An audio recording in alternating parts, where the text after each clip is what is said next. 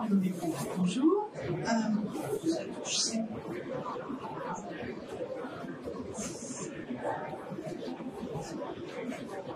Ma présentation va porter sur d'abord quel est le rôle de l'ARS en matière de pénurie d'eau et de sécurité sanitaire des eaux destinées à la consommation humaine. Pour rappel, la sécurité sanitaire des eaux destinées à la consommation humaine relève donc, du Code de la santé publique et des plans de gestion de la sécurité sanitaire des eaux qui ont récemment intégré le Code de la santé publique avec les travaux de transposition de la directive cadre européenne. Elle se base sur deux axes principaux, donc le contrôle administratif qui assure donc une sécurité des équipements au travers des autorisations sanitaires, des autorisations de captage, périmètre de protection, autorisation de filière et autorisation de mise en distribution des eaux produites, ainsi que les autorisations sur les matériaux et surtout le dispositif de dérogation qui peut être mis en place en cas de non-conformité. Le second texte porte sur le contrôle analytique des eaux et la sécurité se fait au travers des données qui sont produites via des laboratoires agréés par le ministère de la Santé qui utilisent des méthodes analytiques qui sont accréditées. Donc ça assure la qualité du résultat rendu, la qualité du prélèvement et la bonne exploitation de ces données.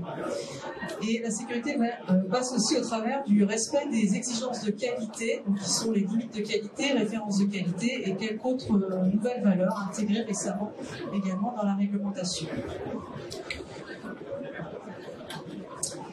Le rôle de l'ARS en situation de pénurie d'eau, mais c'est aussi un rôle qui, sur certains aspects, est permanent dans le cadre de la sécurité sanitaire des eaux.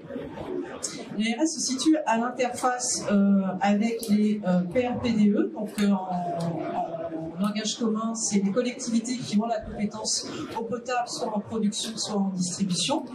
Donc cette interface est basée sur le fait que ce sont les collectivités qui vont remonter des difficultés, qui vont également faire des propositions pour pallier ces difficultés. Et l'ARS réalise l'analyse des risques de rupture en quantité, mais aussi en qualité. Et elle conduit l'évaluation du risque sanitaire de la solution qui est proposée par la collectivité. L'ARS est également à l'interface de la préfecture, dont elle est donc l'expert sur les enjeux sanitaires. Et dans le cas particulier de la sécheresse, l'ARS siège au sein des comités de gestion de la ressource en eau ou des comités de sécheresse, et elle porte les enjeux en matière de sanitaire. L'ARS est également à l'interface des usagers de sa compétence, en l'occurrence la population générale, mais également les établissements de santé et les établissements médico-sociaux, avec lesquels donc, elle identifie les risques qui seraient liés à une pénurie d'eau et les besoins également liés à une pénurie d'eau. Elle porte également les messages de prévention auprès de ces publics-là. Enfin, l'ARS est à l'interface avec les instances qui sont supra-régionales, donc l'ARS de bassin ainsi que le niveau national, pour faire un rapportage de la situation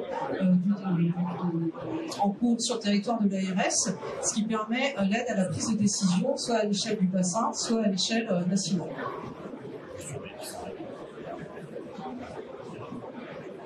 À présent, je vais vous présenter donc quels sont les risques sanitaires en situation de pénurie d'eau. Pour commencer, quelles sont les origines de ces risques sanitaires? Il y a un premier bloc qui porte sur la modification de la ressource en eau. En situation de pénurie d'eau, on va avoir une modification de la qualité de l'eau brute, du fait de phénomènes de concentration pour les paramètres physico-chimiques, mais également de risques de prolifération bactériologique, et notamment par exemple les phénomènes de bloom de cyanobactéries.